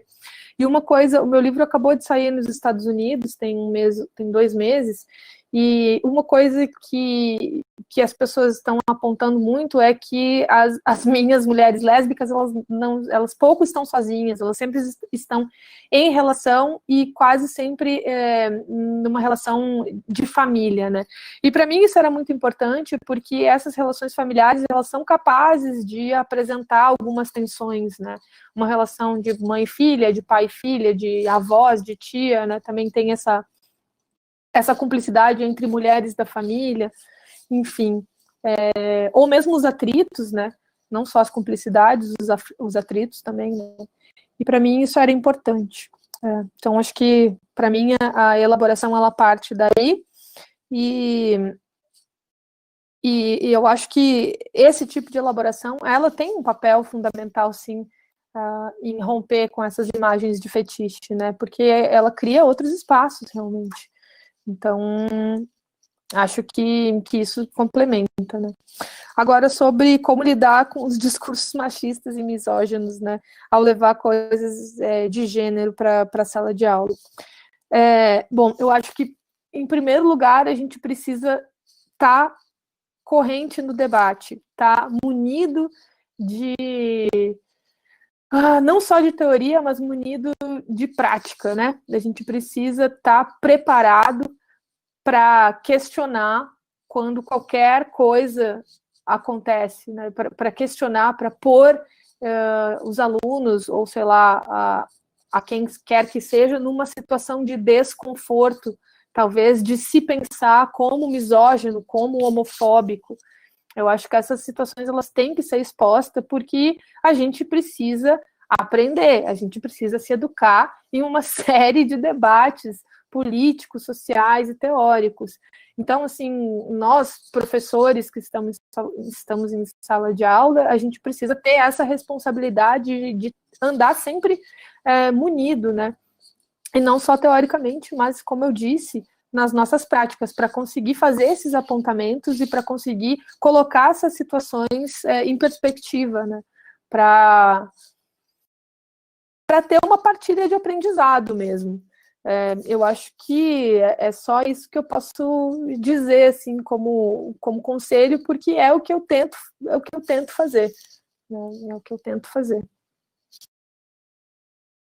Natália, chegou uma perguntinha aqui, assim, daquelas que você tem 1 minuto para responder, porque ela não pode deixar de ser feita, a audiência pediu mesmo.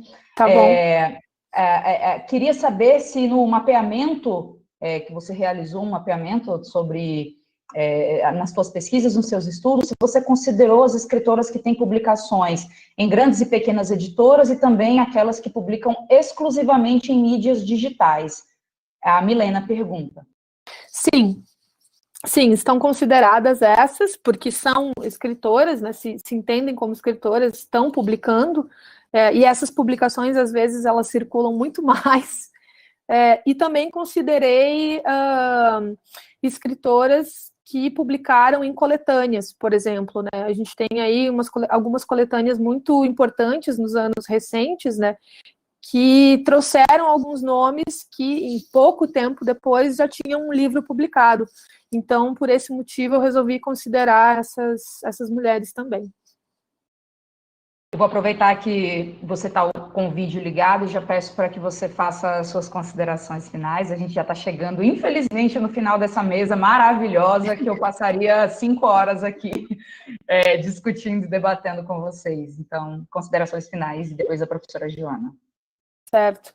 Bom, pensando em tudo isso que a professora Joana trouxe, né, e fazendo talvez um cruzamento com o que eu tenho pensado de literatura, e pensando nesse espaço que me foi gentilmente oferecido com o convite da professora Milena, eu só posso estar feliz hoje, depois dessa mesa, de pensar que a gente tem evoluído, não sei se evoluído é a palavra certa, mas que a gente tem se desenvolvido, ou desenvolvido pelo menos dentro desse modo de pensar as coisas, né?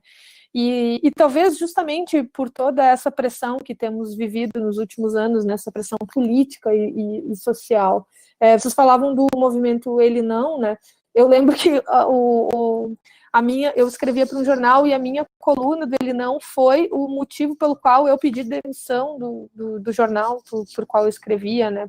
Quer dizer, demissão não, mas eu saí, né? Eu me desliguei do jornal e não quis mais ser cronista. Tamanha a onda de ódio que veio em função dessa crônica que eu escrevi. Então, realmente, assim, eu acho que esse movimento ele foi importante.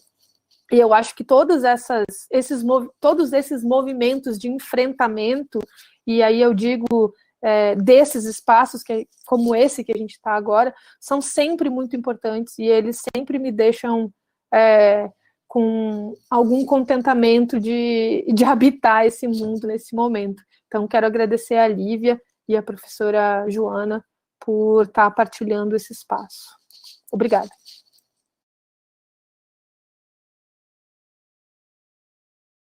Professora Joana?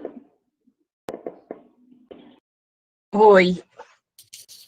Então, opa, eu acho que eu não consegui destravar, destravou. Eu também quero me despedir agradecendo pela oportunidade de conversar e principalmente de conhecer você, Lívia, e conhecer a Natália. Eu aprendi muito, eu sempre gosto de aprender muito, eu acho que essa é uma das coisas que nos mantém vivas, não é? E teve uma pergunta sobre como lidar com o machismo e a misoginia em sala de aula.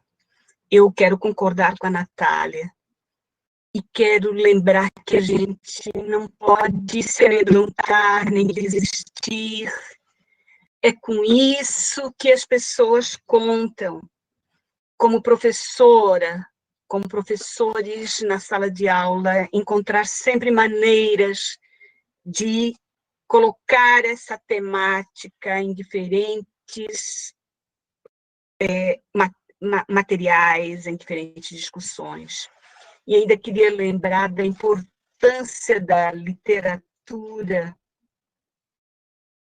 trazendo personagens que têm vida, que têm essa concretude que as pessoas sentem, se identificam. Isso é muito importante. Então, há mil maneiras de a gente estar levando essas temáticas para a sala de aula e para o público em geral. É isso. Eu agradeço novamente pelo convite, foi muito bom, eu gostei muito, aprendi muito. Obrigada. Eu peço para que a professora Joana se mantenha na tela, peço para que a Natália ligue também a sua câmera para a gente se despedir da nossa audiência aparecendo e dando tchau para todo mundo. E, mais uma vez, eu agradeço demais, demais, pelo aceite da Natália, pelo aceite da Joana, e esperando que nos vejamos em breve, eu me despeço e passo a bola para a Milena. É com você, Milena. Gostaria também de agradecer muitíssimo a professora Joana Maria e a Natália. Eu falei aqui nos bastidores para a Lívia que se eu não voltasse é porque eu estava com a cara muito inchada de chorar. Eu fiquei muito emocionada, né? Nós estamos no 3º dia do seminário e tem sido, de fato, assim, um jogo de emoções, mas e ouvir vocês hoje voltou de novo, assim, toda essa emoção que tem sido mesmo, pensar esse seminário, organizar e vê-lo, né, se realizando com toda essa força, sabe? Eu digo assim, eu nunca sei fazer perguntas quando eu estou assistindo, né, essas lives que nós temos visto muito, né, na quarentena, porque eu digo assim, eu entro num estado de escuta, né, fico tão embevecida que fico... e realmente foi exatamente isso que aconteceu agora, então eu gostaria mesmo de agradecer muitíssimo e agradecer também a presença de todas e de todos que ficaram aqui até agora e lembrar que daqui a pouco, né, logo que eu parar de falar desse modo abestado, como eu estou falando aqui, tiete, fã, né, da Natália e agora da professora Joana, nós vamos ter intervenção artística, como eu disse, Baiano Odoiado de Santos, estudante da UFSB, que tem uma duração de 5 minutinhos também, e logo mais, às 19 horas, né, a gente vai ter a nossa 3ª conferência, com o professor Jailson Bittencourt de Andrade, com o título O Lugar Sem Lugar da Ciência no Brasil Contemporâneo. Aguardamos vocês até daqui a pouco. Muito obrigada. Obrigada, Natália. Obrigada, Joana, Maria. Obrigada a vocês.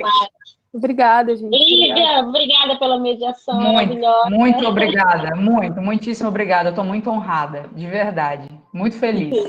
E a gente continua vendo no YouTube, é isso? Para ver a apresentação artística? Isso, não, a apresentação ela vai sozinha. A gente não precisa ficar aqui, não. Se quiser sair da sala, já está liberada já. Mas está no... Beijo. Tchau. Um abraço, Obrigada, gente. Muito obrigada. Tchau. Obrigada.